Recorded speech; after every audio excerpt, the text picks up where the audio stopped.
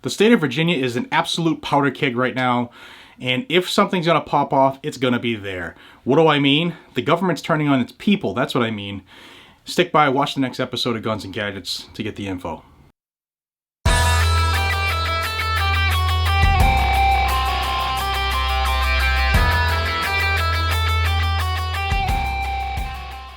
Hey everybody, welcome back to Guns and Gadgets, your source for Second Amendment news. If this is your first time here, please consider subscribing right now. This is where you're going to get the news on the Second Amendment, good, bad, ugly, or indifferent, pretty much faster than anywhere else, and if any place else covers it at all.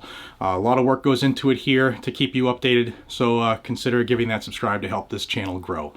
On to what's going on in Virginia. It is coming from every angle. We already know about the Second Amendment sanctuary cities and counties. That movement has just blossomed. It's taking off like crazy, and it's just a statement to Governor Northam and these new incoming freshman legislators who are all going to be Democrats, just telling them that, you know, you just don't tread on me. Stay off of our rights. You do your stupid little job, but you're not taking our rights away. You've had all kinds of stuff happen in the last week. It's been crazy. But this is the latest. The Democrats are coming out and showing their true colors. A Virginia Democrat who's a state rep, his name is Jerry Connolly, had this to say regarding police departments or sheriff's departments that refuse to enforce the new unconstitutional, tyrannical gun control laws that will come in January. He said, quote, "I would hope they either resign in good conscience because they cannot uphold the law which they are sworn to uphold, or they're prosecuted for failure to fulfill their oath." You know, the same oath that these clowns are breaking day in and day out, and they want to rip up the Constitution in January. They forgot about their oath, which says to uphold and defend the Constitution, right? But it's okay for them. But he continues. He says, "The law is the law. If that becomes the law, you don't have a choice, not if you're a sworn officer of the law." Well, Representative, you're about to be educated in January. Also, the governor came out and said there will be consequences if police departments and sheriff's departments don't enforce the new laws come January. And it won't stop there. Democrat Virginia Rep Donald McEachin or McEachin, don't know, don't care because he sounds like an ass. He said this in regards to Second Amendment sanctuary counties and cities. They certainly risk funding, because if the sheriff's department is not going to enforce the law, they're going to lose money. The county's attorney's offices are not going to have the money to prosecute because their prosecutions are going to go down. Actually, no, there's plenty of crime because laws are supposed to focus on criminals, not law-abiding citizens.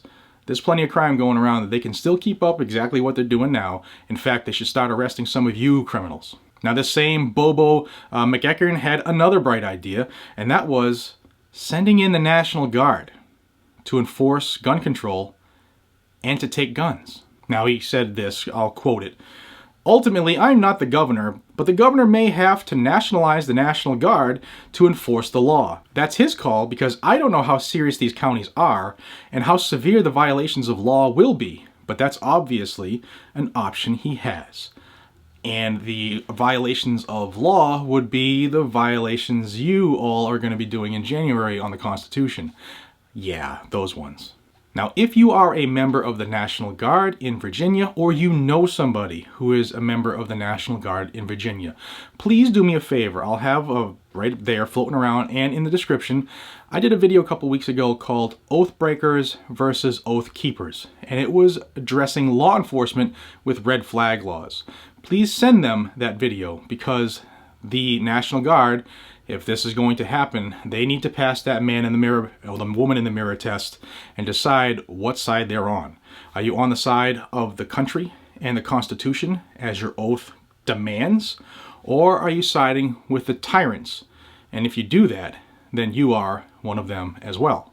Now, I'll add that this is the same governor, Governor Northam, who dressed in blackface and said, "Oh no, that was a joke."